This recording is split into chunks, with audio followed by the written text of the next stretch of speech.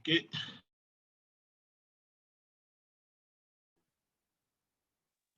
Mesdames, Messieurs, bonjour. Une fois encore, nous vous souhaitons la bienvenue à notre webinaire qui va débattre un peu des leçons apprises par les investisseurs face à la résilience du secteur de la microfinance par rapport à la crise de la COVID-19 qui est là depuis plus d'un an et qui secoue plus ou moins le secteur. Alors, pour faciliter le déroulement de la séance, nous avons mis les participants, on a coupé les micros des participants et les caméras. C'est pour faciliter un peu parce que s'il y a beaucoup de caméras ouvertes, s'il y a beaucoup de micros ouverts, on aura des bruits qui vont perturber un peu le déroulement de la séance. Alors,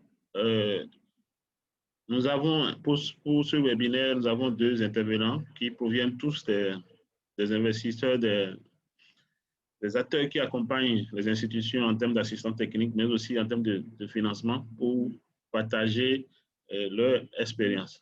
Alors, pourquoi un tel webinaire? Bon, ce webinaire s'inscrit dans les actions du cabinet FSH Expertise depuis bientôt un an, où nous avons décidé, vu la crise de Covid et vu aussi les opportunités que nous offrent aujourd'hui les nouvelles technologies, de développer une offre d'assistance technique en ligne pour les institutions de microfinance. Et nous avons commencé par des webinaires gratuits et depuis quelques temps, nous offrons aussi des ateliers de formation en ligne sur des thématiques pour renforcer les capacités des institutions en utilisant les nouvelles technologies. Et à fin mai, nous avons déjà réalisé 5 ateliers de formation en ligne avec 103 participants. Nous avons en moyenne 20 participants à nos ateliers. Nous avons touché 22 institutions, 21 IMF, dont un cabinet, et 7 pays touchés, notamment le Bénin, le Burkina, le Togo, la République démocratique du Congo, le Sénégal et le Tchad. Nous espérons continuer dans cette lancée le reste de l'année, mais aussi nous continuons avec nos webinaires. Et cette fois-ci, c'est de parler un peu des leçons apprises. Alors, pourquoi la thématique, c'est, on a vu qu'avec la crise, les investisseurs, pour la plupart, ont essayé de comprendre ce qui arrive, ce qui se passe au niveau des institutions. Donc, beaucoup d'enquêtes ont été initiées de façon individuelle ou collective. Et ces enquêtes ont été de manière régulière pour collecter les informations auprès des institutions, les consolider et puis les analyser. Et ça donne aujourd'hui un aperçu de ce qui s'est réellement passé au niveau des institutions. Et c'est pour permettre aux institutions de microfinance d'avoir ce retour sur la crise de la COVID chez les institutions et comment elles se sont adaptées à cela, quelles sont les mesures qui ont été les plus pertinentes pour faire face à cette crise et aujourd'hui, pour donner l'impression quand même que les institutions de microfinance de façon globale, notamment en Afrique, ne sont pas tellement touchées par cette crise. Mais on a l'occasion avec les experts que nous avons pour nous parler de cela. Et nous avons aussi fait ce webinaire pour montrer quand même qu'aujourd'hui, le monde est en crise. Il y aura peut-être encore dans les années à venir d'autres crises du genre, peut-être pas à l'échelle planétaire, mais peut-être à l'échelle des pays, à l'échelle des continents. Il faut qu'en tant qu'institution de microfinance, nous intégrons désormais la gestion de crise du genre COVID dans nos activités. Et c'est en partageant ces genres d'informations que les institutions pourront se préparer réellement à faire face efficacement à ces crises. Et pour le faire, nous avons l'occasion, sinon la chance, de revoir encore nos deux animateurs, nos deux intervenants qui nous avaient déjà accompagnés au plus fort de la crise de Covid pour nous parler un peu de comment les investisseurs pouvaient soutenir les institutions à faire face efficacement au risque d'illiquidité dans les institutions, puisque c'était un des risques les plus importants des institutions auxquelles les institutions devaient faire face, comme le disait M. Komakolo au cours de ce webinaire. En période de crise, c'est le cash qui est roi. Donc, c'était vraiment intéressant de partager ce moment avec eux. Et ils ont encore accepté cette fois-ci, de manière spontanée, à venir nous parler de leur position d'investisseurs, ce qu'ils ont appris de cette crise jusqu'à maintenant. Et le premier à intervenir, c'est M. Philippe Guichandou. Il est de Grameen Foundation, Crédit Agricole, et il est le directeur de développement de la finance inclusive. Donc, il va nous partager. La Grameen Crédit Agricole Foundation a eu l'opportunité aussi de réaliser une enquête et nous serons les premiers à avoir les grandes lignes de cette enquête puisque officiellement l'enquête n'a pas été publiée. Donc, vous avez la chance, en faisant confiance au cabinet FSH Perspective, d'avoir la primeur de cette enquête. Au cinéma, on aurait parlé d'avant-première. Ici, vous aurez la primeur de cette enquête et il sera suivi de M. Komako, de Autocrédit, qui aussi, dans leurs institutions, ils ont fait beaucoup de choses pour soutenir les institutions. Donc, sans plus tarder, je vais laisser la parole à M. Philippe. Et le format que nous avons retenu, c'est qu'après chaque intervention, on pourrait passer à à la série de questions. Donc, si vous avez des questions, vous les envoyez dans la boîte chat ou dans la boîte à questions. Si vous avez envie de vous exprimer en direct, vous levez la main au moment des questions et on va vous donner la parole. C'est vrai que M. Komako est un peu chargé. J'espère qu'il va rester un peu avec nous, mais peut-être qu'avant la fin de la séance, il pourra nous quitter. Donc, ne soyez pas surpris de ça. Donc, merci encore à tout le monde. Donc, pour ceux qui ne me connaissent pas, moi, je m'appelle Fonton Sylvestre Ronvaux. Je suis le directeur gérant du cabinet FSH Perspective. Je suis aussi consultant en finance inclusive responsable, tout ce qui est lié à la gestion de la performance sociale. Merci. Et Monsieur Guichandou, vous avez la parole. Oui, merci Fonton Sylvestre et à votre cabinet aussi. Et moi, je suis ravi d'être à nouveau parmi vous pour effectivement vous parler un peu de comment la Fondation Grameen Crédit Agricole analyse le contexte et la crise de la Covid qui nous a malheureusement tous touchés. Donc, je vais partager mon écran. A priori, ça a marché tout à l'heure, donc merci de me confirmer que ça sera bon. Est-ce que l'écran est bien partagé? Oui, c'est bon? C'est bon. Ok, très bien. Je vais mettre un plein écran.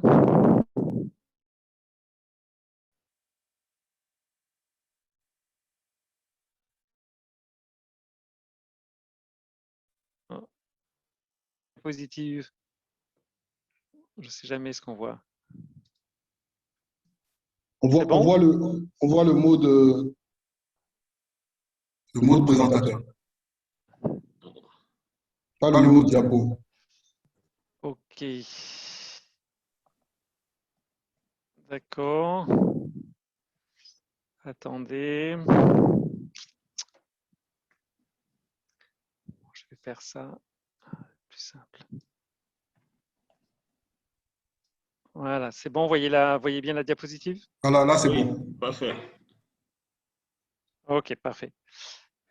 Ok, excusez-moi pour… Voilà. Donc, tout d'abord, une première présentation très rapide de la Fondation Grameen Crédit Agricole pour ceux qui ne nous connaissent pas et ceux qui n'étaient pas présents lors de la dernière intervention que j'ai faite en fin d'année. Voilà, donc on est une fondation qui a été créée en 2008 par le groupe Crédit Agricole, hein, qui est un des plus grands groupes français, qui a été créé il y a 200 ans. C'est une banque coopérative. Et la Grameen Trust, je pense que je n'ai pas à vous présenter, hein, qui a reçu avec le professeur Mohamed Younous et la Grameen Bank le prix Nobel de la paix en 2006. Et donc voilà, donc, ils se sont regroupés et nous investissons dans des institutions de microfinance et des entreprises sociales. Alors là, vous avez la carte, je ferai un petit focus sur l'Afrique. Hein, aujourd'hui, dans 37 pays, donc auprès de 77 institutions de microfinance. Une des caractéristiques, c'est qu'on va viser des institutions de taille modeste, voire petite, puisque 91% sont des institutions qui gèrent un portefeuille inférieur à 100 millions de dollars, hein, et 44% gèrent un portefeuille inférieur à 10 millions de dollars. Donc vraiment des institutions plutôt de taille plus petites. On investit aussi dans les entreprises sociales. Hein. On a aujourd'hui 11 investissements. Donc, on va intervenir soit sous forme de dette, de garantie ou éventuellement de prise de participation. On a sous gestion 100 millions d'euros. La crise de la Covid fait qu'on a aujourd'hui un portefeuille qui a diminué à comparer l'année dernière, puisque là, vous avez les chiffres de mars 2021, et donc on est à un peu plus de 87 millions d'euros sous gestion, donc auprès de ces 88 partenaires qui touchent 7 millions de personnes. Et là, on a on va dire les deux cultures de fondateurs, hein, puisqu'on a 73% qui sont des femmes, hein, et ça, c'est vraiment la Grameen qui a un fort ancrage, hein, auprès des populations bénéficiaires étant des femmes, et puis 85%, hein, qui vivent en milieu rural. Et là, on retrouve la culture du groupe Crédit Agricole, hein, qui a été la première banque, en fait, qui a été créée à l'origine, hein, pour venir en appui aux paysans français, qui reste la première banque du financement rural en France. Une autre caractéristique, c'est aussi qu'on a un focus assez marqué sur l'Afrique subsaharienne. Et là, vous avez les données, hein, puisque aujourd'hui, c'est 40% de notre portefeuille qui est investi dans cette partie-là. Donc, vous avez les pays, hein, aussi bien Afrique de l'Est qu'Afrique de l'Ouest, et ceci auprès de 38 partenaires. Donc, c'est 55% de nos partenaires, avec là encore une autre caractéristique de plus petite taille, puisque 58% sont des institutions de niveau 3. Donc qui gèrent moins de 10 millions d'euros. Voilà, donc voilà, c'est un peu une présentation rapide de la fondation. Et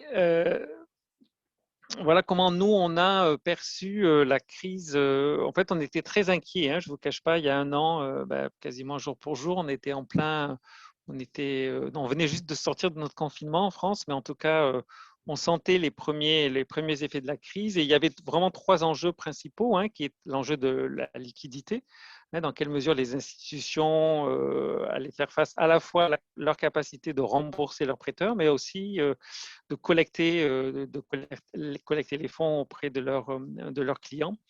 Donc, c'était vraiment un enjeu important. Ensuite, le corollaire, c'est l'augmentation du risque, hein, avec évidemment le fait que les activités soient arrêtées et qu'il y ait des difficultés rencontrées par les clients, hein, et donc que le risque de crédit soit fortement augmenté, avec des conséquences sur les enjeux de solvabilité. Alors, on verra, on l'a déjà dit, c'est dans le titre, hein, crise de liquidité évitée, augmentation du risque réel, avec un impact sur la solvabilité et tous les enjeux de comment les investisseurs, hein, vont se positionner vis-à-vis de ça. Donc, on a créé un observatoire de la Covid-19, hein, très rapidement, dès le mois de mars, et on a été rejoint par 2 autres institutions que la plupart d'entre vous connaissent, hein, ADA qui intervient aussi beaucoup en Afrique, et puis Impulse, que vous connaissez peut-être un peu moins parce qu'ils sont liés à l'origine, qui travaillent plutôt sur l'Europe centrale et le pourtour méditerranéen, à travers la gestion ils ne sont pas du tout présents en Afrique subsaharienne. Donc aujourd'hui, on a publié 9 articles, ils sont tous disponibles sur le site, hein, et là, je vais partager avec vous effectivement les données du dernier sondage qu'on a réalisé, qui va sortir, je pense, dans la semaine prochaine, hein, avec auprès de 87 institutions de microfinance, dont 25 en Afrique subsaharienne. Voilà, donc vous allez avoir la primeur des résultats, et je m'en réjouis. Surtout que j'ai fait un petit focus sur les données que l'on a extraites sur l'Afrique subsaharienne. Ce qu'il faut savoir aussi, c'est qu'on va sortir une étude en fin juin certainement, qui elle se veut être une analyse globale de ce qui s'est passé durant toute la période, avec des témoignages de certains des partenaires, soit d'ADA, soit de Impulse, soit de la Fondation. Voilà, donc une étude qui sera plus transversale, alors qu'une étude longitudinale, alors que là, vous avez uniquement donc un one-shot sur… Donc, en fait, on a essayé de comprendre comment s'était passé le premier trimestre. On l'a déjà dit, crise de liquidité évitée dans le secteur. À la Fondation, on n'a eu que 29 demandes de report d'échéance en 2020. Ce qui est assez… On s'attendait carrément beaucoup plus. Et nous, on s'attendait en mars, avril, on pensait 70% de nos partenaires vont nous demander des reports d'échéance. Donc, un peu moins de 40%. En Afrique, encore un peu moins, puisqu'on est qu'à 12 partenaires en Afrique, soit 32% de nos partenaires. Ce qui montre, que les institutions avaient relativement bien, dans leur ensemble, relativement bien résisté. C'est vrai que ça s'est fait aussi du fait qu'il y a eu une baisse des décaissements de la part des institutions auprès de leurs clients. Donc, il y avait moins de besoins pour faire de nouveaux prêts. Il y a eu un arrêt ou un ralentissement assez net de l'activité, et ce qui va expliquer donc un niveau de liquidité qui va être bon. Donc les reports d'échéance, là vous avez le premier graphe, vous voyez que ces 38% sont des reports d'échéance à 6 mois. Donc une bonne partie sont aujourd'hui sont terminés. Nous, il faut savoir qu'à la Fondation, aujourd'hui, on n'a plus que 12 cas de structures dont le report d'échéance est encore en cours, soit parce qu'on avait octroyé au-delà de 6 mois, donc plutôt sur 12 mois, donc ça se termine en 2021, soit parce qu'on a eu quelques cas de renouvellement de report d'échéance, mais quasiment pas en Afrique, c'est plutôt sur l'Asie, d'ailleurs j'en parlerai un peu pour d'autres réseaux. Donc, si on regarde le deuxième graphe ici, sur l'évolution du risque des problèmes de liquidité tels qu'ils ont été perçus par les institutions, donc vous avez en vert foncé, on voit très nettement une baisse significative de la perception du risque entre mai et décembre, avec une légère remontée sur avril. Et puis, il y a quelque chose que moi, je n'arrive pas à m'expliquer. Alors, peut-être que parmi les participants, oui, il y aura peut-être des réponses, mais ce dont on se rend compte, c'est quand même que le problème, donc en vert le plus pâle, vous avez les données sur l'Afrique subsaharienne. Et là, on se rend compte que le risque de liquidité, certes, est relativement contenu, mais reste quand même un peu élevé à comparer les autres et n'a pas forcément eu, à part sur la fin d'année, la même tendance qu'ailleurs. Et donc, on se rend même compte qu'il est un tout petit peu supérieur. Alors, je pourrais creuser. Bon, après, voilà, c'est 25 institutions. Il faudrait voir. Je pense que les institutions en Afrique de l'Est ont été plus impactées qu'en Afrique de l'Ouest. Il faudrait donc peaufiner cette analyse. Voilà. Bon, on pourra voir s'il y a des remarques particulières. En tout cas, ce qui est certain, c'est qu'on a un retour des activités. Ça, c'est très net. On l'avait déjà constaté dès l'été de l'année dernière, mais ça se confirme. Aujourd'hui, vous avez 47% des institutions sondées qui disent ne pas du tout avoir de problèmes opérationnels, ce qui n'était quand même pas le cas en fin d'année. Et on se rend compte que, voilà, que globalement, il y a une nette amélioration quant à la collecte des prêts, quant à la capacité de décaisser, etc. Voilà, donc, on a une vraie tendance de fond sur une amélioration. Et si vous regardez le deuxième graphe en termes de région, on se rend compte que la région qui a la meilleure reprise, c'est l'Afrique, l'Afrique subsaharienne, puisque vous avez plus de 50% des partenaires qui disent qu'ils ont retrouvé une activité égale à celui de la crise. Et à l'inverse, la région qui est la plus touchée, c'est l'Asie. Et ça, c'est lié en fait à essentiellement 3 pays. Bon, on a tous entendu parler de l'Inde, qui aujourd'hui doit faire face malheureusement à une crise majeure et bien supérieure à ce qu'elle a connu en 2020. Donc l'Inde est très impactée. Vous avez le Cambodge aussi, qui jusqu'à présent avait quasiment pas eu de vague, qui aujourd'hui en a eu en février. C'est en train de se calmer, mais donc ils ont eu, on va dire, une première vague au Cambodge. Vous savez que le Cambodge est un pays où la microfinance est très présente.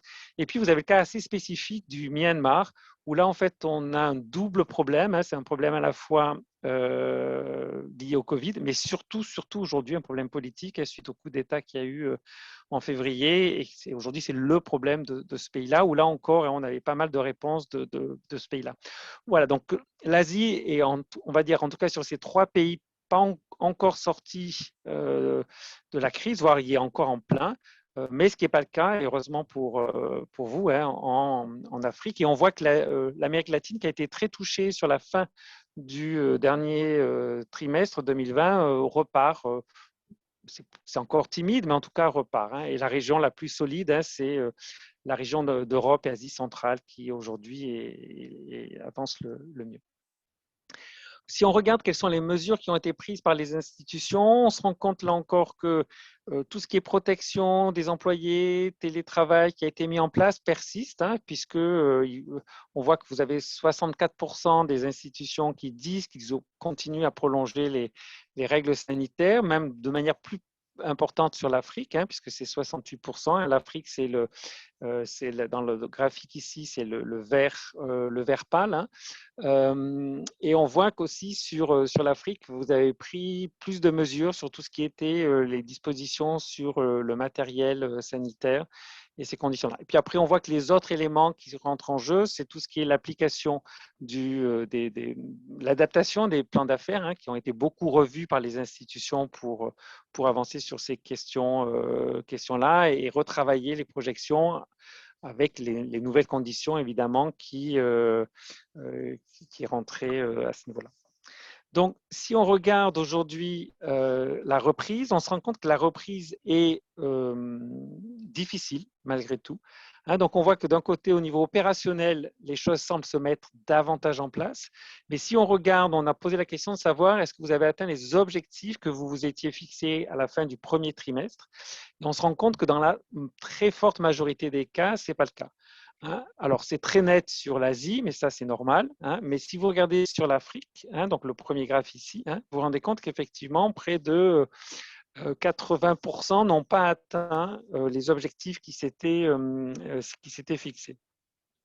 Et si on essaie de comprendre pourquoi, et là, vous avez le deuxième graphique à droite, on se rend compte qu'il y a on va dire qu'il y a deux phénomènes. Il y a un phénomène lié au client, à savoir que dans 48% des cas, les clients sont en fait assez réticents pour prendre de nouveaux prêts, ce qui veut certainement dire qu'ils ont des difficultés dans leur propre business, peut-être que le business s'est arrêté ou que la reprise du business n'est pas aussi efficace, etc. Donc, ils ne veulent pas s'endetter plus que ce qu'ils ne sont aujourd'hui. Le deuxième phénomène aussi, c'est que quand ils vont demander des prêts, ils vont demander des prêts plus petits. Hein, à comparer ce qu'ils avaient. Et donc, on a une baisse du prêt moyen parce que la demande est plus faible. Donc, on a ce phénomène au niveau des clients et puis on voit qu'on a un autre phénomène qui est au niveau des institutions de microfinance qui évalue le risque client comme étant supérieur, hein, et qui, de fait, aura moins tendance à décaisser. Donc là, on a un focus sur l'Afrique, mais ce qui est intéressant, hein, c'est de se rendre compte que c'est les mêmes raisons, hein, qui sont invoqués à peu près dans les mêmes, alors pas tout à fait toujours dans les mêmes proportions dans les autres régions, mais en tout cas sur ces régions-là, hein, on est sur cet aspect-là. Donc, ce dont on se rend compte aujourd'hui, hein, c'est que voilà, il y a aujourd'hui une difficulté à se développer comme prévu et encore, hein, un secteur impacté économiquement qui fait que les clients vont être très prudents ou beaucoup plus prudents pour avoir accès à de nouveaux prêts et sont moins prêts à s'endetter. De fait, on arrive sur le risque, on va dire, crédit, hein, qui reste élevé. Hein, donc, il a fortement, alors ça c'est dans toutes les régions, il a très fortement augmenté, j'en reparlerai un peu plus loin. Hein. Ce dont on se rend compte, c'est que le premier graphe ici, c'était par exemple, c'est de se rendre compte que l'Afrique, hein, c'est celle qui a le moins octroyé des moratoires auprès de leurs clients. Hein. Il y a eu moins d'incitation de la part du régulateur. Hein. Il y a des pays où le régulateur a imposé ce type de pratique. Hein. Et donc, on voit que c'est quand même une partie qui a été moins là-dessus. Il y a eu le moins de moratoires. Ça a été souvent des moratoires qui ont été faits au cas par cas, hein, en fonction des clients. Hein.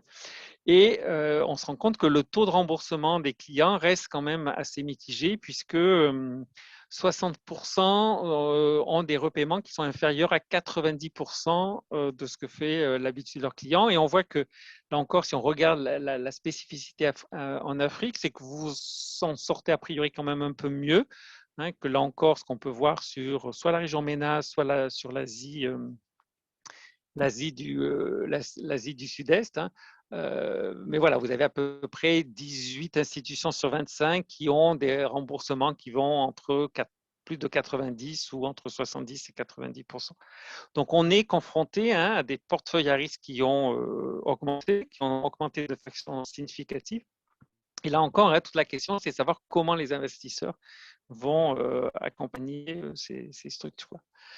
Donc, de fait, on se retrouve avec des augmentation, pas de crise de liquidité, augmentation du risque de manière significative et impact fort sur la profitabilité des IMF, puisque évidemment, le provisionnement du portefeuille à risque est bien plus élevé et va impacter les résultats, ont impacté à la fois les résultats de fin d'année et vont impacter les résultats, la profitabilité durant toute l'année 2021. Donc, si vous regardez le camembert à droite, si on veut savoir quelles sont les institutions qui ont eu un résultat bénéficiaire global, on se rend compte que ça reprend les deux des carrés verts, donc c'est 20% plus 12, c'est 32%. Et dans tous les autres cas, en Afrique, on se rend compte que dans près de 68% des cas, il y a eu une baisse du résultat à comparer ce qui était prévu ou ce qui avait été envisagé. Et on a la partie rouge, on a 24% des cas où on a une très forte baisse du résultat et des fonds propres, de fait, et aussi, et c'est ça qui est plus inquiétant, sous le niveau réglementaire. C'est-à-dire que vous avez, comme je vous dis, plus d'un quart d'institutions qui aujourd'hui ne respectent plus les niveaux réglementaires en termes de capitalisation des institutions. Et donc, qui se retrouvent donc, on a aujourd'hui à peu près 25% en tout cas des institutions qui sont sondées, qui ont des bris sur les ratios de fonds propres liés aux régulateurs. Ce qui va poser évidemment des problèmes vis-à-vis du régulateur, mais aussi vis-à-vis des investisseurs quand ils veulent investir auprès de ces institutions. On a quand même 30% qui ont eu peu ou pas d'impact de leur risque de crédit sur leur profitabilité. Mais voilà, ça reste quand même pas loin de là la majorité. Donc aujourd'hui, quelle est la conséquence? La conséquence, c'est qu'en fait, on se rend compte que vous avez une très très large majorité d'institutions, et ça c'est commun à toutes les régions, qui vont demander ou qui pensent qu'ils ont besoin d'une augmentation de leurs fonds propres pour investir. Et on voit qu'en Afrique, c'est 16 institutions sur 25, donc c'est la plus forte proportion qui estiment devoir avoir des besoins au niveau des fonds propres.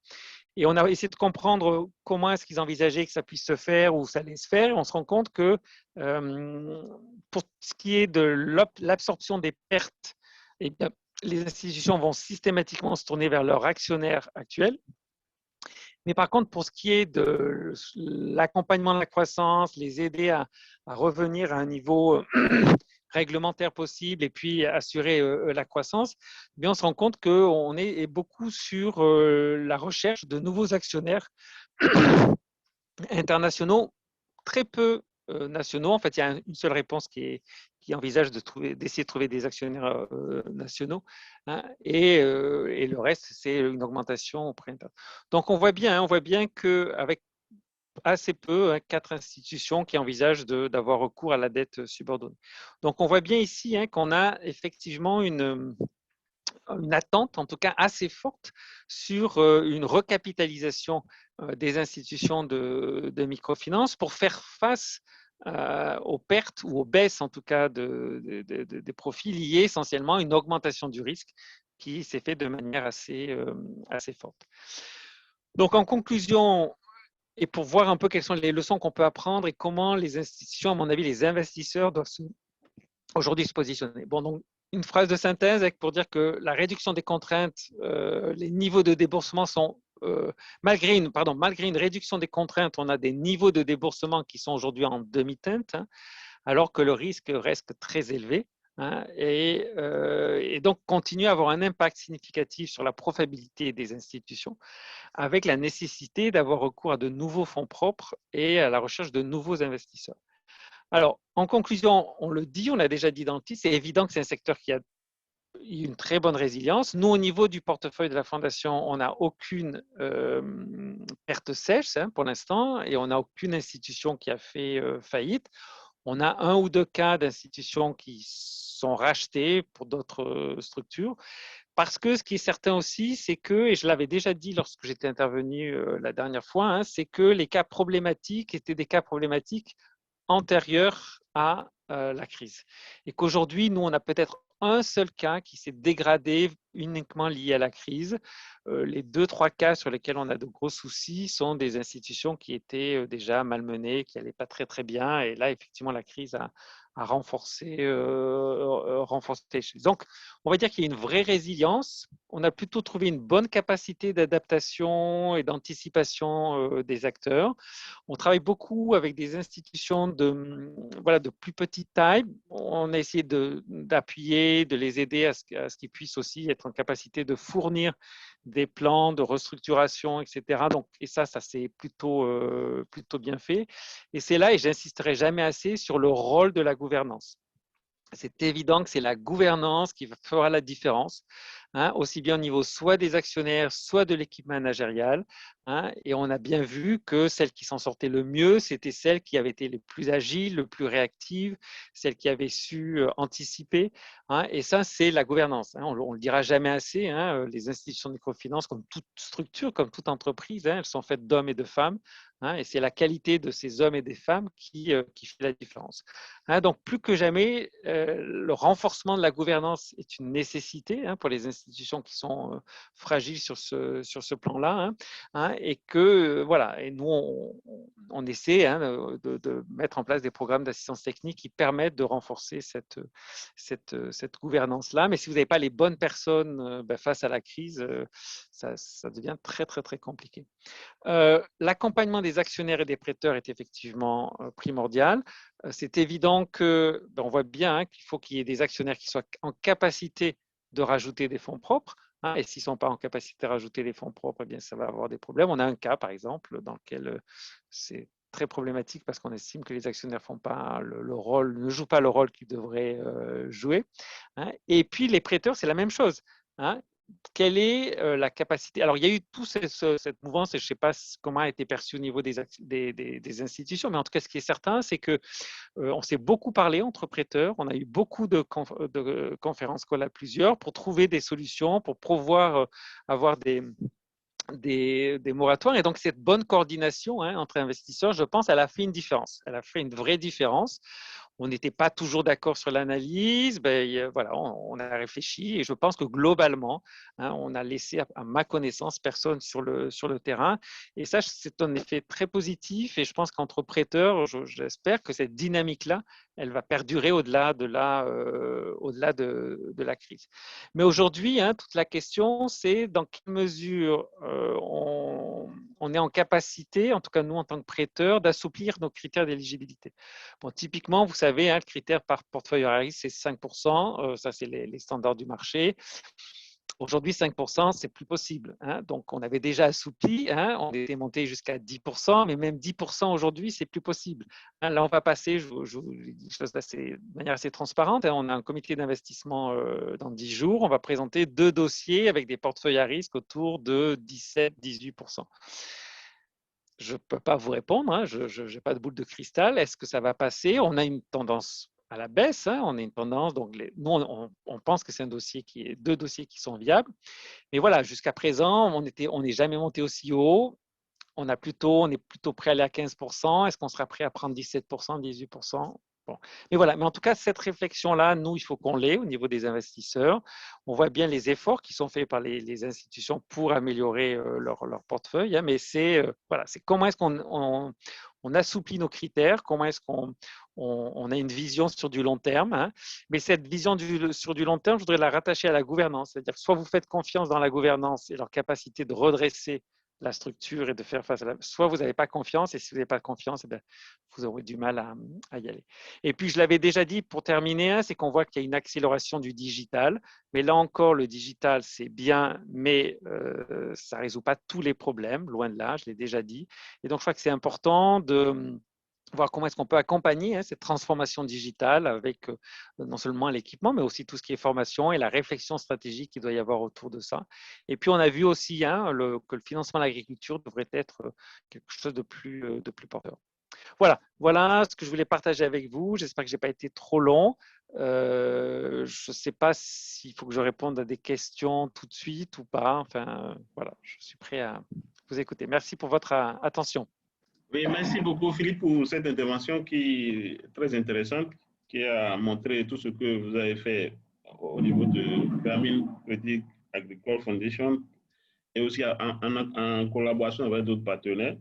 On voit bien qu'aujourd'hui, suivant vos enquêtes, vous voyez bien que la crise de liquidité a été évitée parce que c'était la principale inquiétude à votre niveau, mais ça a été évité puisque aujourd'hui, la plupart de vos partenaires arrivent à tenir les engagements. Mais il y a aussi le fait que les activités, même si les contraintes liées à la COVID sont de moins en moins présentes, les activités ne reprennent pas comme cela se doit au niveau des clients qui ne veulent plus avoir de crédit ou bien le même montant de crédit, au niveau aussi des institutions qui font des hypothèses sur le fait que les clients sont devenus plus risqués et ne font pas beaucoup de décaissements. Hein? Mais pour vous, c'est que la gouvernance joue un grand rôle pour permettre aux institutions de s'adapter aux crises, puisque, comme vous l'avez montré, les institutions qui ont réellement posé problème pendant cette période de crise, c'est celles qui étaient déjà problématiques avant l'arrivée de la crise de la COVID. Et vous avez aussi insisté sur les besoins de fonds propres, hein, pour renforcer un peu les capacités, parce que l'impact financier va commencer par se ressentir sur les résultats des institutions, ce qui va éroder les fonds propres. Donc, vraiment, c'est une présentation très intéressante. Alors, nous allons, pour raison d'agenda, nous allons permettre à M. Komaklo de faire sa présentation. Et après ça, on pourra répondre aux questions. Donc, M. Guichandou va rester avec nous. Et après, on aura les questions. Donc, si vous avez déjà des questions, envoyez-nous ça dans la boîte chat. Envoyez-nous ça dans la boîte à questions et on pourra les donner aux intervenants après. Merci beaucoup. Et on donne la parole à M. Komaklo pour la suite. Merci.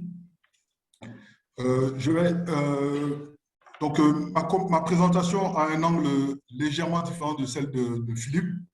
J'ai un peu moins de données sur le secteur parce que nous sommes encore en phase de réalisation de nos enquêtes auprès des partenaires et auprès des autres investisseurs. Donc, pour l'instant, ce sont des informations, mais qui sont encore relativement brutes et qui ne sont pas entièrement distillées.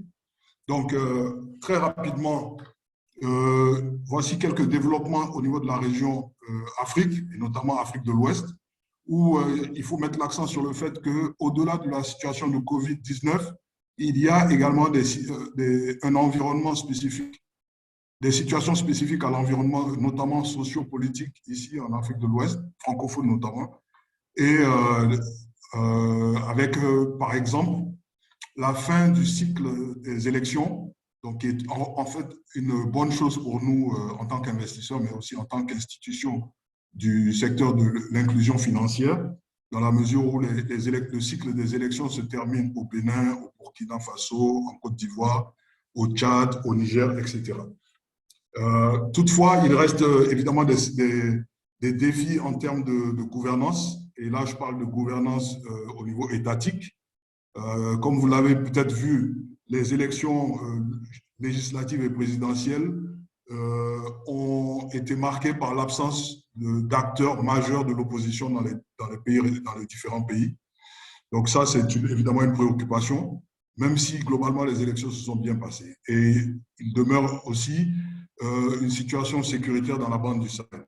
On a voulu remettre ça en perspective. Également, les tendances avec un certain nombre de points d'interrogation sur la zone de libre-échange, sur l'avènement de la nouvelle monnaie, l'ECO en Afrique de l'Ouest, et la pression sur les différents trésors publics ici en Afrique francophone. Je vais avancer parce que ça, ce n'est pas vraiment l'objet de nos discussions. Donc, ici, le portefeuille d'Oiko Crédit, j'ai pris une approche trimestrielle, donc sur l'échelle de droite. C'est le nombre de partenaires actifs, donc en nombre. Et sur l'échelle de gauche, c'est l'encours de portefeuille de Oiko Crédit en Afrique de l'Ouest. Comme vous le voyez, il y a les effets conjugués de la crise du Covid, mais également de la saisonnalité. Nous avons une forte saisonnalité de notre portefeuille en Afrique de l'Ouest, notamment en raison de la proportion de projets en agriculture que nous avons. Mais globalement, Oiko Crédit a également eu une baisse significative de son portefeuille, passant d'à peu près 1 milliard d'euros à fin 2019 jusqu'à 845 millions en fin 2020, avec une stabilisation depuis, je dirais, le mois de septembre. Entre le mois de septembre et aujourd'hui, nous avons à peu près entre 840 et 850 millions d'euros d'encours dans le monde. Donc, il y a eu une forte baisse en T2 et T3 de l'année dernière, un peu comme tout le monde. Donc, comment allons-nous? Donc, comme un peu tout le monde, nous avons réduit de façon significative les voyages internationaux. Nous travaillons essentiellement à domicile, mais bon, il y a des collègues qui ont la capacité tout de même de se rendre au bureau. Nous avons, comme Philippe l'a indiqué, effectué pas mal d'accompagnement de nos partenaires, notamment sur la gestion de crise. Et donc, ça, c'est une grosse leçon de ce qu'on a retenu. C'est le besoin de procéder à un toilettage de nos procédures de gestion des risques. Donc, le plan de continuité d'activité, gestion des scénarios, les stress tests, etc. C'est quelque chose ce sont des activités sur lesquelles nous avons vraiment mis l'accent pendant toute l'année et nous continuons de le faire. Aujourd'hui, les dossiers qui passent en comité, nous continuons à effectuer ces stress tests-là. Nous avons également, comme nos partenaires, réduit les débours. Donc, c'est un peu ce que je venais de dire par rapport à la baisse du portefeuille. Mais nous avons commencé, suite à la stabilisation du portefeuille en août et septembre 2020, nous avons pu désormais relâcher un peu les cordons de la bourse et notamment desserrer les critères de financement. Donc, entre mars et septembre, nous avions arrêté le traitement de nouveaux dossiers et depuis, nous avons repris. Et donc, les décaissements repartent à la hausse, notamment en Amérique latine et en Afrique. Donc, maintenant, pour l'aspect leçon retenue de la crise, donc ça, c'est l'aspect important.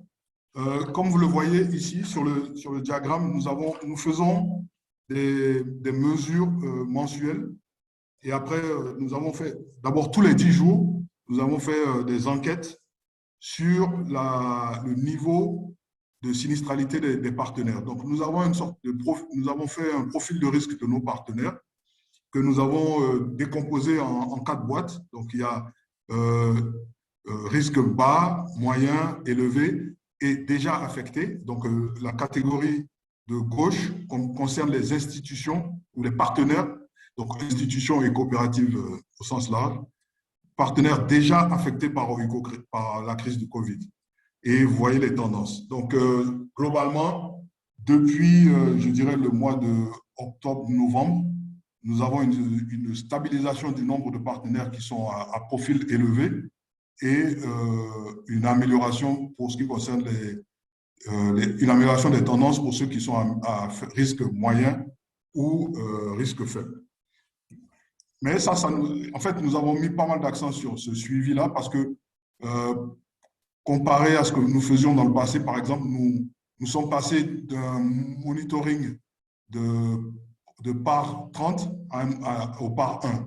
Donc, nous sommes devenus comme des institutions de microfinance où nous surveillons le portefeuille à risque dès le premier jour de retard, afin d'évaluer les risques auxquels doivent faire face nos partenaires institutions, mais également pour pouvoir nous permettre de faire nos plannings de provision. Également, dans le cadre de l'évaluation des risques liés au Covid, comme Philippe l'indiquait, nous avons eu très peur au début de la crise. Donc là, ce que vous voyez, c'est le nombre de requêtes de report d'échéance Donc, comme vous le voyez au début de la crise, il y a eu un certain nombre élevé de moratoires que nous avions dû traiter. Et dès la fin de l'été dernier, il y a eu une baisse significative. Il faut dire que, comme vous le voyez sur le diagramme, depuis, je dirais, le mois de septembre, il y a une stabilisation du nombre de reports d'échéance et l'essentiel des reports qui restent aujourd'hui sont en Inde, aux Philippines, au Mexique et au Brésil. Donc, qui sont les pays dans lesquels, en plus des difficultés liées aux institutions, il y a eu également des prises de position des différents gouvernements favorisant justement la mise en place de moratoires. Donc, au 31 mars, donc ce sont les dernières statistiques dont je dispose, au 31 mars, nous étions à 138 reports d'échéance. Et parmi ces 138, il y avait 61 qui avaient été libérés. Et donc, la majeure partie des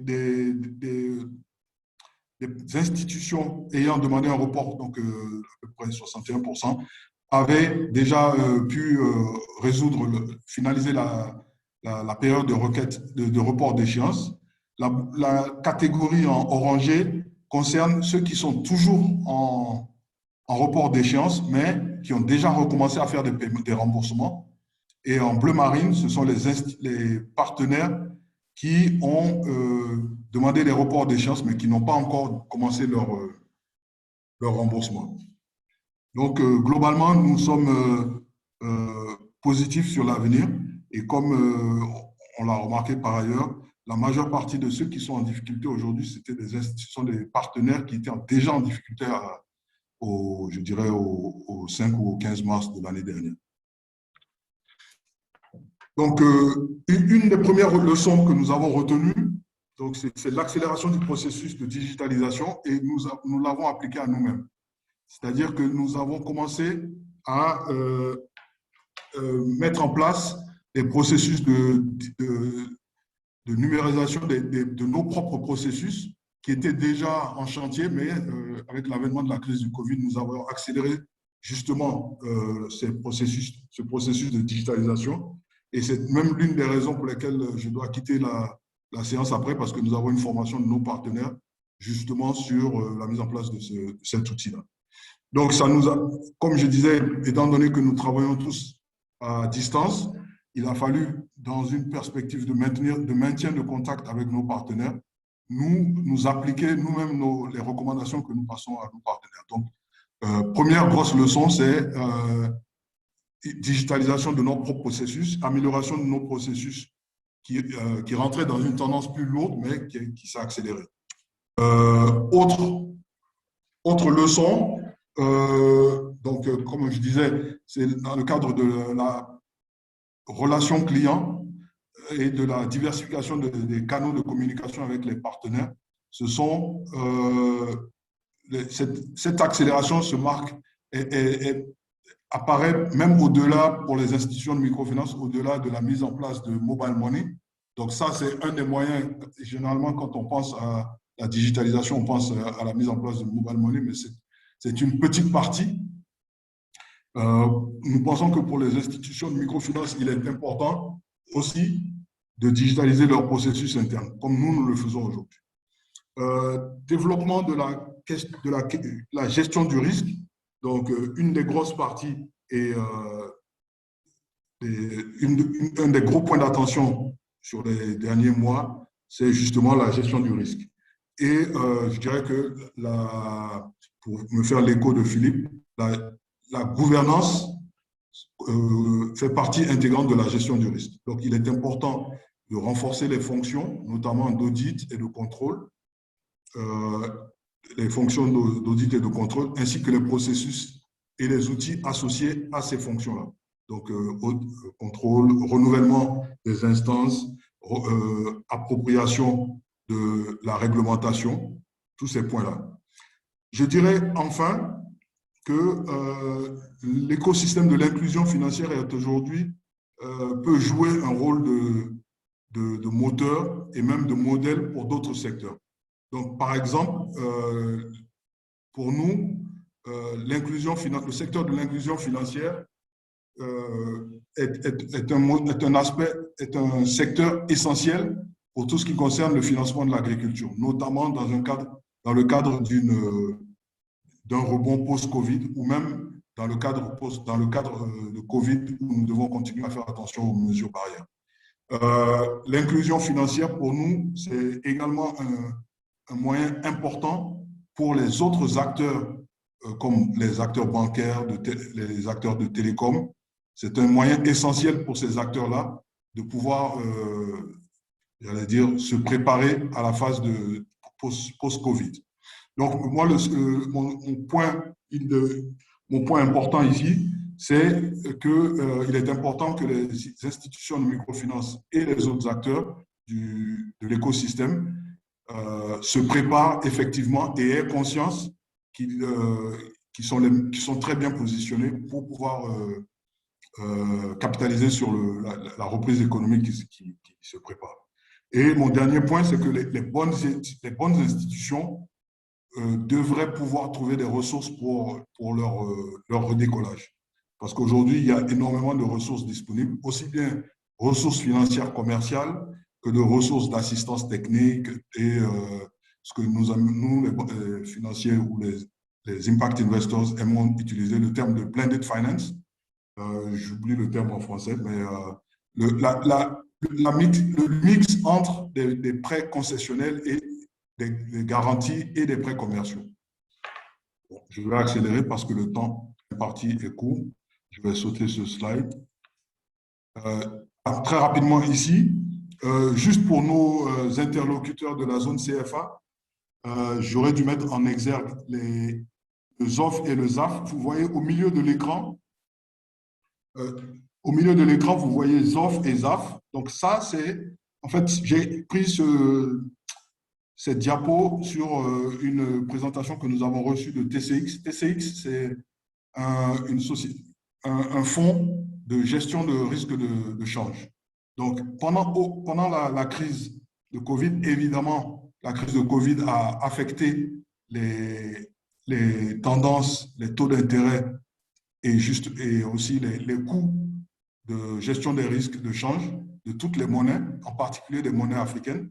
Et comme vous le voyez, le coût de la monnaie du CFA est resté relativement faible comparé au coût des autres grandes monnaies. Donc, par exemple, même en bleu marine, vous voyez au milieu de l'écran, le Naira est passé à peu près à 16%, le CD est passé à 19%, et même des monnaies très respectées comme le shilling kenyan ou tanzanien étaient pratiquement à 10%. Donc, nous sommes convaincus que les zones CEMAC et UEMOA restent attractives pour les investisseurs internationaux et nous encourageons donc toutes les institutions à continuer activement dans leur levée de fonds, notamment pour la subordonnée. Mais en fait, je n'encourage pas forcément les institutions à prendre des devises, mais je vous donne le point de vue de l'investisseur international. Autre point, c'est le soutien à la finance verte pour l'agriculture. Comme vous voyez ici, il y a des groupes qui sont aujourd'hui en réflexion, qui ont été on a bâti un peu sur nos interactions fréquentes pendant ces derniers mois pour penser à la suite. Une des conséquences de la crise, ou un des points importants soulevés par la crise, c'est également l'urgence climatique. Et donc, je m'arrête là. C'est quelques groupes de réflexion qui sont en place pour justement nous amener, nous les bailleurs, à voir comment nous pouvons accompagner les institutions de microfinance, notamment rurales, dans l'amélioration de leur portefeuille de prêts verts. Et comme vous le voyez, il y a ce qu'on appelle le Green Index, qui est un index ou un ensemble de normes et de standards bâtis sur les normes universelles pour la gestion de la performance sociale, visant à se focaliser sur les prêts verts. Monsieur Onvou, je vais m'arrêter là. Il y a encore beaucoup de choses qu'on pourrait discuter, mais le temps est un peu court. J'arrête mon partage et je vous redonne la parole. OK, merci beaucoup, M. Komaklo, pour cette présentation qui montre aussi quand même qu'on peut dire qu'il y a une sorte de reprise, aussi bien au niveau des partenaires, des financeurs qui essaient d'ouvrir un peu plus la vanne. Au niveau des institutions aussi, on voit quand même l'amélioration du profil des risques. Mais il y a des efforts à faire, comme vous l'avez dit, au niveau de la digitalisation, hein, au niveau de l'amélioration de la gestion des risques, mais également au niveau de la qualité de la gestion des institutions, hein, pour mettre l'écosystème de la finance inclusive en place. Et vous avez montré aussi qu'il y a au niveau de la zone CEMAC et la zone CFA que plus ou moins on reste attractif et on pourra attirer des investisseurs pour le financement des activités de gestion de microfinance. Nous vous remercions beaucoup. Nous savons que vous allez nous quitter. Enfin, vous allez quitter la séance, bien sûr. Et on espère vous retrouver bientôt. Donc, il y a monsieur... Je peux encore rester 5 minutes. Ah, OK, d'accord. D'accord. Donc, il y a une main levée. Je pense peut-être que c'est peut-être pour vous. Monsieur Pape Tété, je vous donne la parole pour poser votre question. Monsieur Pape, activez votre micro.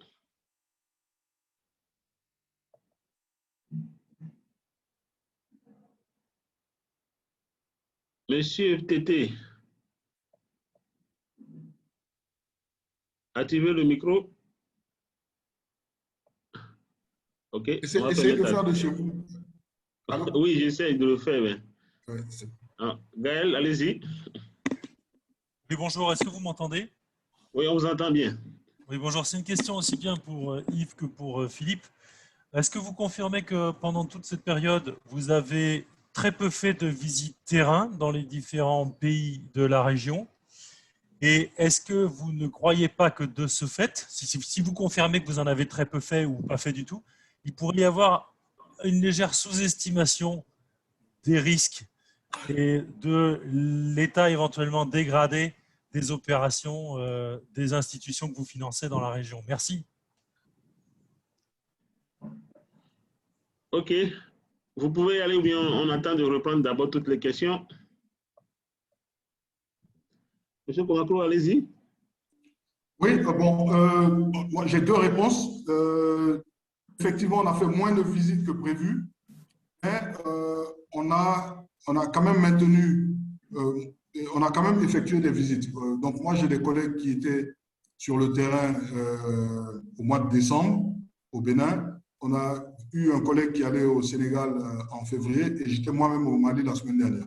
Donc, on fait moins de visites, mais ça ne veut pas dire zéro visite. Et également, on a justement pu également utiliser notre réseau de consultants,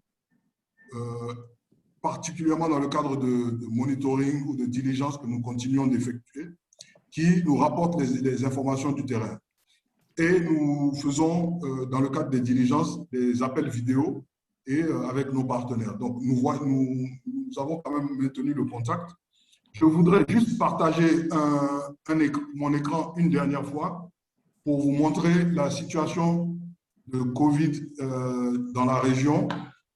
Je pense que cette situation est peut-être sous-estimée, mais je pense tout de même que ça reflète un peu le fait que dans la région, Covid est moins impactant, à mon avis, que le paludisme ou que les accidents de la route.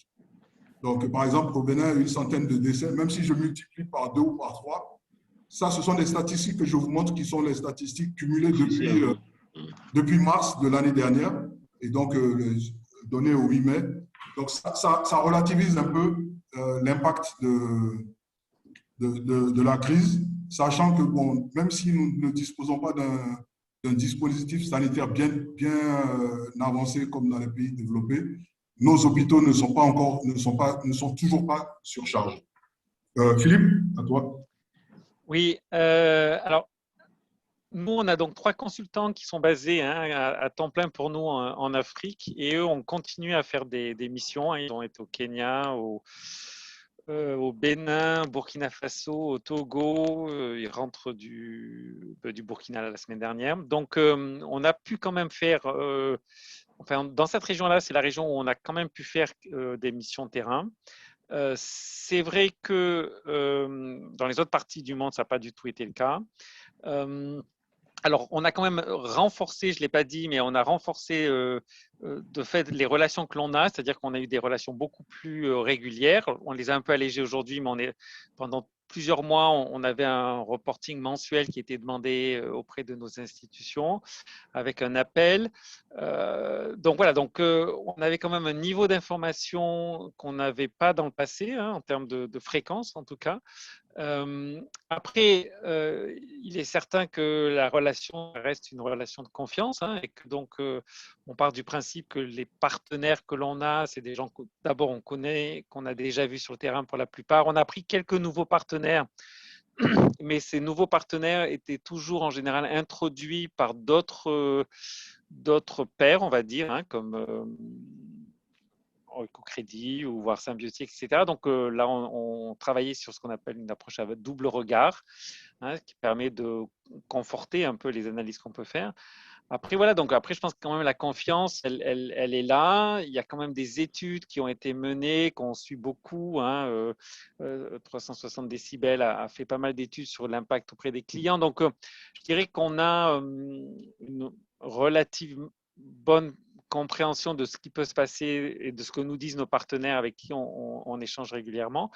Après, c'est sûr que l'absence du contact terrain, etc. Mais honnêtement, je serais surpris et j'aurais même tendance à faire un peu la même remarque qu'a faite finalement Yves en disant sur la région, les chiffres sont effectivement très faibles. Ils ne sont pas réels, mais c'est vrai dans tous les pays. On sait que les chiffres sont un peu sous-estimés ou qu'on n'arrive pas tous à les voir. Mais n'empêche concrètement, aujourd'hui dans les hôpitaux, dans la région, ce n'est pas les scènes qu'on a pu voir en Europe ou qu'on voit en Inde, etc. Donc ça veut quand même dire quelque chose. Et moi, j'aurais tendance à dire un peu la même chose. C'est-à-dire qu'aujourd'hui, en microfinance, il y a peut-être un risque un peu supérieur. En attendant, les niveaux de portefeuille à risque, ils ont de toute façon augmenté. Mais quand on nous annonce un 17%, je ne pense pas honnêtement qu'il est à 34%. Donc voilà, je reste satisfaisante tant que la confiance est là entre nous et les institutions qu'on peut être amené à accompagner. Par contre, il est vrai que dans les 2-3 cas de situations beaucoup plus problématiques, là, on a envoyé alors là carrément des missions externes pour creuser la question. Mais là, on est vraiment dans des cas très spécifiques, soit de restructuration, soit justement la confiance n'était plus là dans l'équipe dirigeante et la capacité à fournir l'information. Et là, dans ce cas-là, on a détaché quelqu'un, pas nous, parce que nous, on n'a pas d'autorisation pour l'instant, en tout cas au niveau de l'équipe à Paris, de se déplacer. Mais sinon, on a commandité des personnes externes. Pour compléter, en parlant de détacher une équipe, c'est aussi dans des cas où il y a plusieurs bailleurs ou plusieurs investisseurs qui se mettent en commun pour intervenir auprès d'une institution. Donc là on a vu le cas au Kenya où plusieurs investisseurs se sont mis ensemble pour commissionner un consultant pour faire l'étude en vue du redressement de l'institution.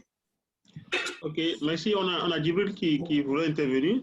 Je voulais partir, mais comme Djibril est venu. Oui. Bonjour tout le monde. Vous m'entendez? Oui, très bien. Oui, en tout cas, très content, Yves et Philippe, très content de vous avoir. Donc, je pense que c'est le fait même d'organiser un peu ces webinaires, c'est une très bonne chose pour les institutions de microfinance. Cela montre que les partenaires sont là, sont encore là. On y croit, surtout tous les impact investors. Donc, merci à Sylvestre d'avoir organisé cela. Donc, moi, j'avais juste 2 points. C'est juste pratiquement des commentaires, ce n'est pas des questions. Le premier, c'est par rapport aux mécanismes, aux instruments qui sont utilisés jusqu'à présent. On a mis beaucoup l'accent sur la dette, sur tout ce qui est prêt subordonné. Mais de plus en plus, avec Covid, on se rend compte que pour certaines institutions de grande taille, il y a un besoin de restructuration un peu du portefeuille. Et souvent, il y a pas mal d'acteurs, pas mal d'investisseurs qui n'ont pas assez d'outils pour ça. Et ma question, c'est de savoir pour Philippe et Yves, est-ce que dans les perspectives pour Grameen et pour OICO, il y a des perspectives en termes de restructuration du portefeuille, et c'est de voir comment aider les institutions, non pas en termes de dette pure et dure, mais en termes d'achat, de restructuration de portefeuille, surtout la partie qui est un peu en souffrance. Ça, c'est ma première question. La deuxième, c'est beaucoup plus un commentaire hein, par rapport à l'idée de Yves.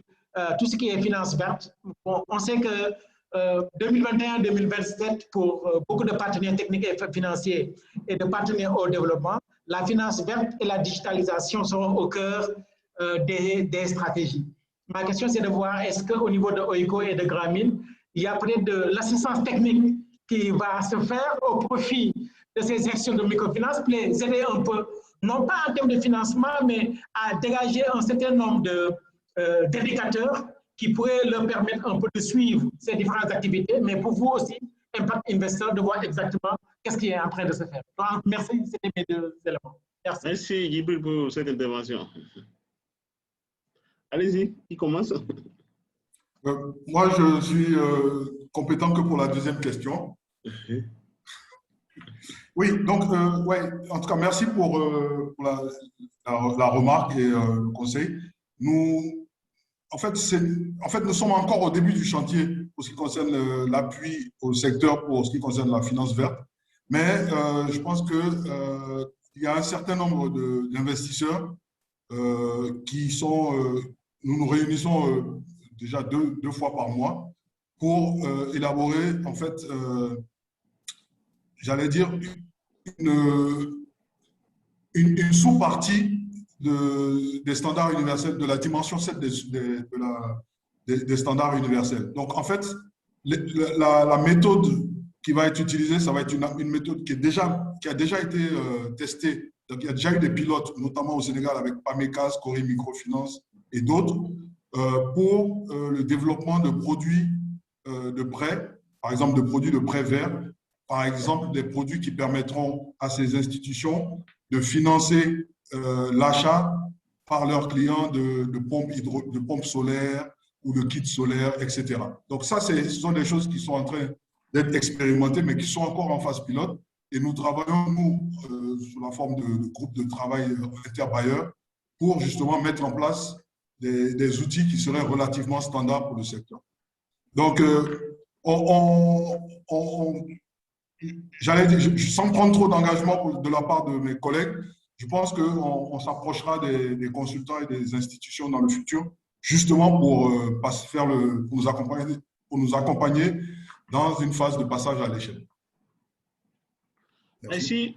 Monsieur Philippe, vous pouvez y aller aussi par rapport à l'intervention. Oui, alors je vais répondre aux deux questions. Alors sur la première, je pense que l'enquête le montre hein, qu'effectivement les besoins de renforcement des fonds propres et d'aider les institutions dans tout ce qui est recapitalisation, restructuration sont très très importants. Et je pense que évidemment, c'est vraiment là où il faut aussi des acteurs qui soient engagés. Alors nous, au niveau de la fondation, on fait assez peu aujourd'hui hein, d'investissement en fonds propres. C'est un outil qui est effectivement un peu plus compliqué. Ça demande une analyse des institutions différentes, c'est des engagements sur du beaucoup plus long terme, etc. On l'a fait avec des résultats assez, on va dire, assez mitigés. De fait, par contre, on a essayé de monter un fonds hein, qui était un fonds, on voulait créer un fonds qui soit dédié que sur la partie equity, fonds propres. Bon, pour l'instant, on n'a pas réussi. Bon, c'est vrai qu'après, il y a le Covid qui est arrivé, donc tous nos efforts ont été redirigés vers plutôt la gestion de la crise. Mais voilà, mais je confirme hein, qu'il y a une vraie réflexion à mener avec différents types d'acteurs pour pouvoir accompagner les institutions dans ces phases-là. Et on le voit bien hein, dans le sondage où en plus la demande pour la croissance, elle devrait se faire, ou en tout cas les institutions l'envisagent davantage auprès d'investisseurs étrangers plus que nationaux ou auprès de leurs actionnaires actuels. Donc ça, je pense que c'est un vrai enjeu. C'est un vrai enjeu. J'aimerais que la Fondation puisse être plus active sur ça, mais c'est aussi plus compliqué. Donc j'espère que d'autres fonds seront plus actifs que ce qu'on peut faire nous aujourd'hui au niveau de la Fondation. Même si on ne désespère pas effectivement de pouvoir faire plus. Puis sur la question sur tout ce qui est accompagnement des institutions, sur tout ce qui est microfinance verte, etc. Alors j'ai vu qu'il y avait un commentaire, hein, mais faisant référence à ce qu'on a pu faire effectivement avec certains de nos partenaires au Bénin, effectivement c'est évident que c'est un enjeu stratégique, en tout cas c'est un vrai enjeu stratégique au niveau de la Fondation, hein, et je pense que c'est un enjeu stratégique pour les partenaires, mais que là on est carrément sur une approche, et j'ai oublié de le mentionner d'ailleurs dans la présentation de la Fondation, qu'effectivement, nous, on fait de l'investissement, hein, comme je l'ai expliqué, mais on accompagne aussi avec des financements d'assistance technique. Hein. On va chercher des fonds auprès de différents bailleurs, tels que l'Agence française de développement, Proparco, la coopération suédoise, suisse, luxembourgeoise.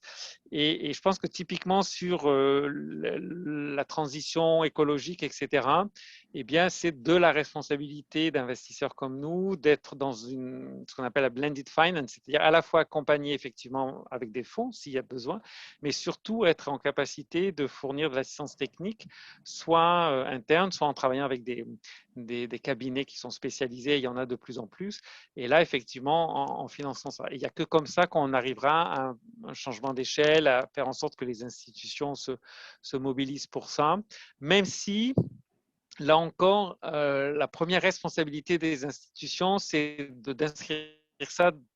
Là, je reviens sur la question de la gouvernance, hein, dans un plan stratégique. Hein, c'est-à-dire que c'est comme la transformation digitale, la transformation verte, elle va se faire que s'il y a une réelle volonté stratégique de l'institution de prendre ça à pleine main, je vais dire, parce que c'est compliqué, ça nécessite du temps, ça nécessite des investissements, ça nécessite de transformer les choses, de changer des habitudes, etc. Et ça, si vous n'êtes pas accompagné par votre gouvernance, par votre conseil d'administration, par votre équipe dirigeante, eh bien, ça va rester des mots ou des belles phrases dans des rapports annuels, mais concrètement, il ne se passera rien sur le terrain. Donc là, chacun a ses responsabilités. Nous, trouver effectivement comment accompagner au mieux les institutions, avec pas uniquement de la dette, mais aussi avec des fonds d'assistance technique, mais aussi qu'en face, hein, on ait une vraie volonté politique. Merci Philippe. Il y a Pape qui voudrait parler. On va lui laisser la parole avant d'aller au niveau de Alassane. Oui, Pape, allez-y.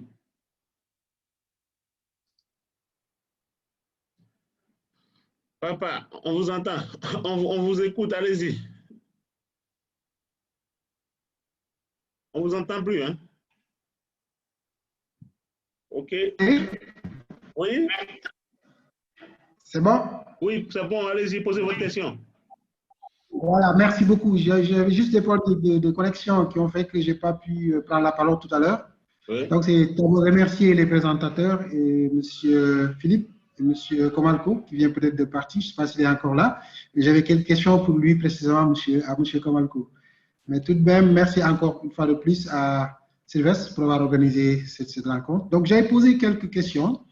Avant la question, c'est juste, par exemple, on ne vous entend plus. On a perdu Papa Tété. On va laisser la parole à participer par rapport à ce que... On vous a perdu, on a perdu une bonne partie de votre intervention. C'est bon maintenant? Est-ce que vous pouvez reprendre? Oui, pour aller vite, c'est juste une question sur les emprunts subordonnés. Est-ce qu'il est toujours nécessaire, hein, ils vont peut-être nous éclairer, d'avoir l'autorisation de la commission bancaire ou de la banque centrale pour les constituer comme tels dans nos livres? Ensuite, l'autre aspect, c'est de dire que je confirme un peu les propos des présentateurs qui nous disaient que le secteur était vraiment résilient. C'est pour un peu confirmer ce qu'ils viennent de dire. Par exemple, nous, notre institution, est bien positionné et a pu obtenir des résultats mieux que l'année dernière. Donc, ça veut dire que nous avons été vraiment très, très résilients sur ça. Donc, quand j'ai des problèmes de micro, je vais m'en arrêter là et attendre les réponses sur les emprunts subordonnés. Merci beaucoup, encore une fois de plus. Merci, papa. Alors, Yves, est-ce que vous pouvez répondre, enfin, Philippe, est-ce que vous pouvez répondre à Oui. cette question-là? Oui, parce qu'en fait, c'est intéressant que la question soit posée parce qu'on est vraiment dans ce cas-là. On a en fait fait 2 prêts subordonnés récemment auprès d'institutions de microfinance en Afrique, enfin, dans votre région. Et en fait, on a été retoqué parce que dans le contrat, il y avait un phrasé qui correspondait pas à la définition telle qu'elle avait été perçue par le régulateur. Et donc, on a été obligé de rechanger notre contrat, ce qui nous posait aucun problème, hein, puisque l'idée, c'était simplement de s'assurer qu'effectivement, ce soit bien une dette subordonnée en fonction. Voilà, donc, en fait, aujourd'hui, il faut effectivement que les contrats soient approuvés par le régulateur et que pour que ça soit considéré effectivement comme une dette subordonnée et que ça rentre dans votre calcul de quart en fonction de la réglementation. Voilà, donc on a été contraint donc on a perdu en gros, on craint avoir perdu 3-4 mois pour que le régulateur revienne vers nous et accepte le contrat tel qu'il a été reformulé en tenant compte de leur demande. Donc oui, il faut que ça soit validé à ce niveau-là. OK. Alors, il y a Safiou Alassane on va lui permettre de poser sa question. Safiou, activez votre micro. Oui, allez-y. Merci. Bonsoir, M. Philippe. Bonsoir, Sylvestre. Bonsoir. OK, je remercie les présentateurs pour le sujet.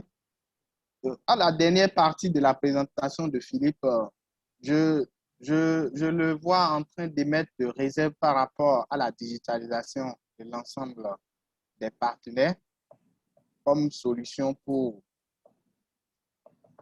Vous me recevez? Oui, tout à fait, allez-y. OK.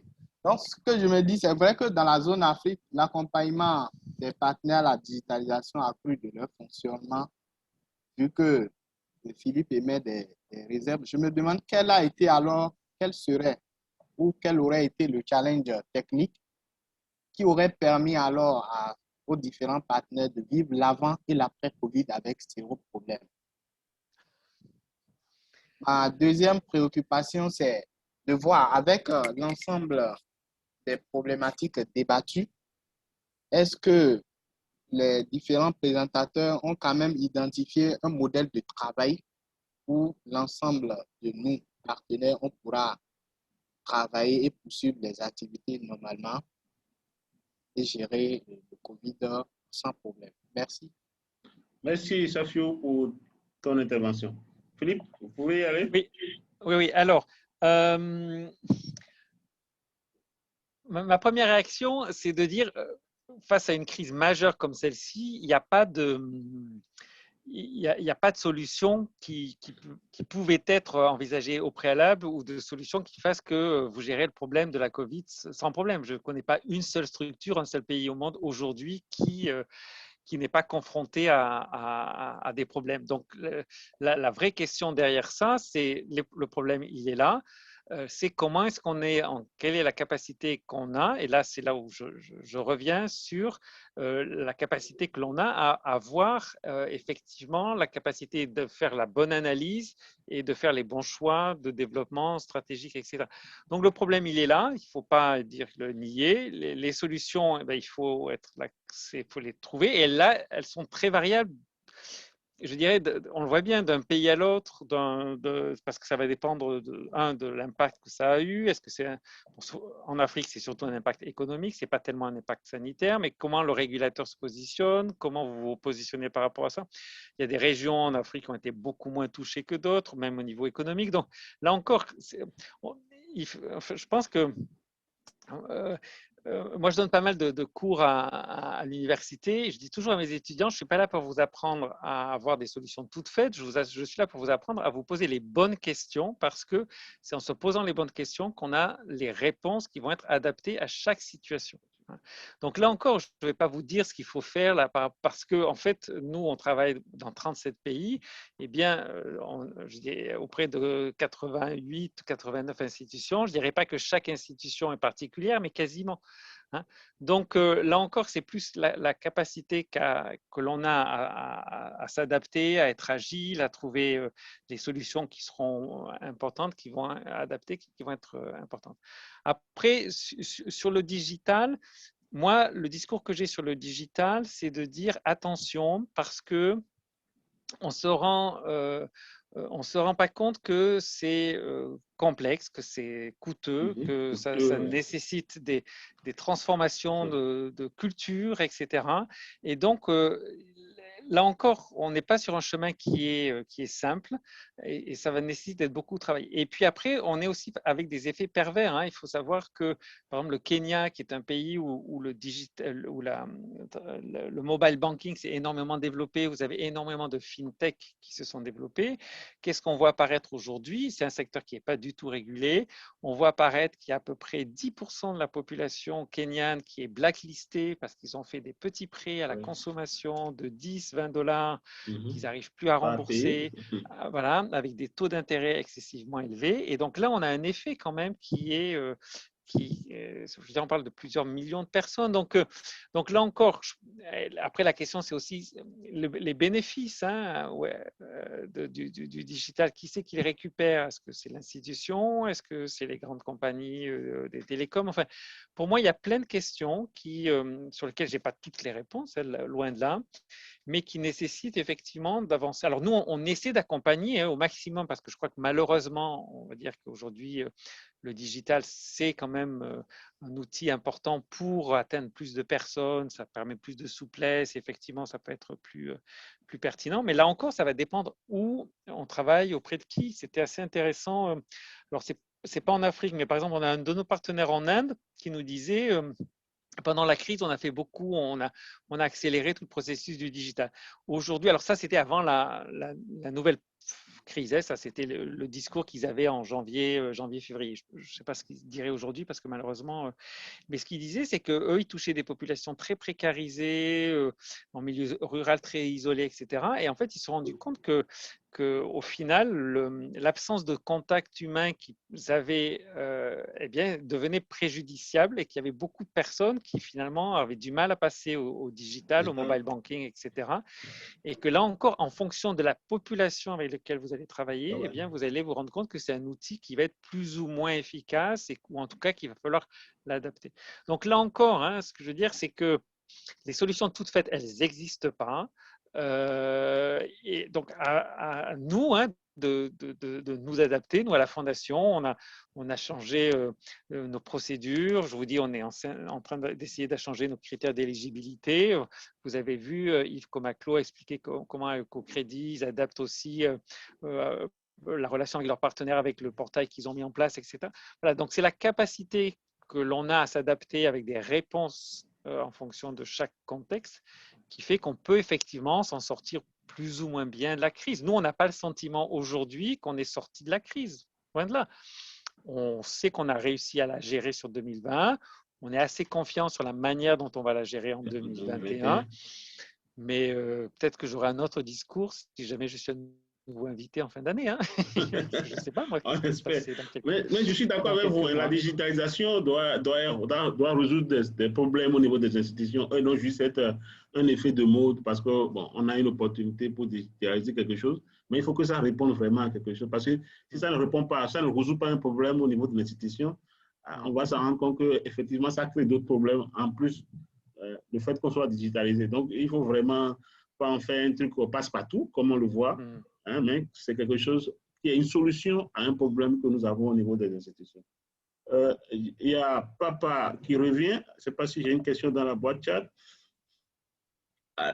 Alors, il y avait une dame qui avait pour Béatrice qui demandait quels sont les outils que vous avez utilisés pour assurer le suivi de vos IMF et peut-être aussi de leurs clients. Nous, ce qu'on a fait, c'est demander de manière plus régulière, ce qui nous ailleurs nous a été, pour être encore transparent, parfois un peu reproché par les institutions qui disaient c'est un reporting, c'est lourd à gérer. Donc, il y a eu toute une discussion auprès de l'ensemble de la communauté des investisseurs qui se sont mis d'accord sur un format global. C'est-à-dire que l'idée, ce n'était pas que chaque institution ou chaque investisseur ait son propre reporting, mais c'est qu'il y a un reporting global, hein, et que donc ils le fassent une fois et après ils envoient tous leurs prêteurs. Donc il y a déjà eu une tentative et une réussite, hein, de un peu simplifier un outil de reporting et de le rendre commun à tout le monde pour que voilà, il y ait moins de charges de travail qui soient faites auprès des institutions. Donc ça a été quand même une première étape importante. Et puis donc nous, c'est à travers ces informations-là qu'après on a pu établir un dialogue, hein, donc assez important. Après, avec les institutions et de manière régulière. Là encore, j'insiste beaucoup, le dialogue, c'est essentiel, hein, la capacité que vous avez à interagir avec les institutions est très, très important. Hein, le temps que vous êtes prêt à leur consacrer et le temps qu'ils sont prêts à vous consacrer, hein, c'est dans les deux sens, hein, c'est important. C'est sûr que si vous voulez, c'est toujours pareil, hein, une institution avec laquelle il n'y a pas de relation, une relation très étendue, ben, le jour où il y a un problème, si vous découvrez que c'est déjà trop avancé comme problème, vous n'allez pas pouvoir essayer de trouver ensemble des solutions, etc. Donc, ça me paraît très important. Après, par rapport aux clients, c'est vrai qu'il y a eu assez peu de nos partenaires qui ont fait un suivi de leurs clients. On a eu quelques partenaires, hein, qui ont fait des études pour comprendre comment leurs clients étaient affectés. Donc, ça, c'est bien parce que je pense que c'est la même approche, c'est-à-dire comment est-ce que vous adaptez vos produits, etc., si vous ne savez pas comment vos clients sont impactés et comment, et quels sont leurs nouveaux besoins, etc. Donc, nous, on a un peu travaillé avec un organisme qui s'appelle 360 décibels qui réalise des enquêtes auprès des clients. Eux, ils sont spécialisés avec des techniques de contact par téléphone, etc. Voilà. Mais là encore, tous les partenaires que l'on a n'ont pas forcément pu s'y adapter. Mais voilà, mais c'est vrai que ça reste là, au même titre que pour nous, c'est fondamental de comprendre ce qui se passe chez nos partenaires. Eh bien, je dirais que pour une institution, c'est la même chose. C'est-à-dire que si elle fait comme s'il ne se passait rien, si elle n'essaie pas d'adapter en fonction de la connaissance qu'ils ont des partenaires, eh bien, là encore, ils seront confrontés à de graves problèmes. Je vois que Yves est revenu, donc je ne sais pas si… On lui laisse la parole. On n'a pas de questions. Je voulais juste un petit mot, oui, pour inviter les participants à aller sur la page de la SPTF, notamment qui a pas mal reporté sur les outils au niveau client. Donc, il y a des études qui ont été faites par Annapurna, par Finca, auprès de leurs clients. Il y a un outil d'interview des clients sous Covid. Et donc, j'invite tous les participants à visiter la page de la SPTF. Sylvestre pourra vous montrer un peu comment on arrive à cette page-là. Tout à fait. Alors, sur la digitalisation, je pense qu'il y a un commentaire qui dit de Alassane qui montre que la digitalisation doit être une proportion de valeur et non une suppression de l'interaction humaine. Je pense que cette question de digitalisation, on pourra revenir sur ça au cours d'un autre webinaire pour vraiment préciser les enjeux, parce que est-ce qu'on a fait déjà beaucoup de digitalisation? Est-ce que les fruits ont tenu la promesse des fleurs? Est-ce que les gens s'en sortent vraiment avec la digitalisation? Parce qu'on assiste parfois à un doublement des processus, où on a des processus digitaux qui se déroulent et il y a toujours des processus manuels sur les mêmes activités, les mêmes offres de services. Donc, je pense que c'est vraiment intéressant, hein, d'abord de vraiment discuter de ces questions pour voir aujourd'hui quelle va être la bonne approche pour pouvoir faire une digitalisation, comme l'a dit Alassane, et soit qui est une proposition de valeur pour les clients, mais également pour l'institution. Merci à tous. Je n'ai pas d'autres questions, mais je pense que le temps aussi est parti. On a déjà fait plus d'1h30. Alors, je ne sais pas si mes intervenants ont un dernier mot à l'endroit de nos participants. Philippe, Yves, si vous avez… Non, en tout cas, d'abord, un grand… Pardon. À nouveau, un grand merci pour cette opportunité. Hein, et là, non, ce que j'ai envie de redire, ce que je viens de dire, hein, c'est que voilà, les solutions, elles ne sont pas toutes faites. Hein, je pense que cette crise, elle elle aura certainement eu l'avantage de nous montrer, que c'est d'abord par l'échange, le dialogue et la meilleure compréhension de ce qu'on peut faire, qu'on peut trouver des solutions communes. Hein, et je dis, en tout cas, nous, au niveau des prêteurs, je pense que ça aura indéniablement renforcé les liens, et ça, c'est quelque chose de très positif, de même qu'avec nos partenaires. Hein, et c'est dans ce dialogue-là et cette confiance-là que l'on peut arriver à trouver des solutions qui sont adaptées à chaque situation, parce que je le répète à nouveau, hein, chaque institution est spécifique et rencontre des problèmes qui lui sont propres, hein, et pour lesquels, effectivement, il faut être en capacité d'adapter les réponses par rapport à ça. Donc, nous, au niveau des partenaires, et les partenaires, les institutions, au niveau de leurs clients. Voilà. Merci, en tout cas. Et au plaisir d'intervenir à nouveau. Oui, merci beaucoup hein, pour la disponibilité. Je suis très honoré par ça. Monsieur Koumaklo, un dernier mot. Oui. Bon, moi, très rapidement, 2 mots simplement. Les institutions, je veux rassurer les institutions qu'il y a beaucoup de ressources disponibles en termes d'outils, en termes de financement, en termes d'accompagnement technique. Donc, mettez-vous en ordre de bataille, organisez-vous, préparez vos plans d'affaires, etc. Et n'hésitez pas à approcher les bailleurs. Merci. Merci beaucoup. Je veux remercier encore une fois les 10 intervenants pour avoir accepté de participer à nouveau à nos webinaires. Et on voudrait les remercier. Je pense que c'est vraiment un grand moment d'échange sur les leçons apprises. On voit bien que la digitalisation occupe une place importante dans la gestion ou bien dans la post-Covid. Mais la gouvernance aussi est importante. La qualité de la gouvernance est aussi importante.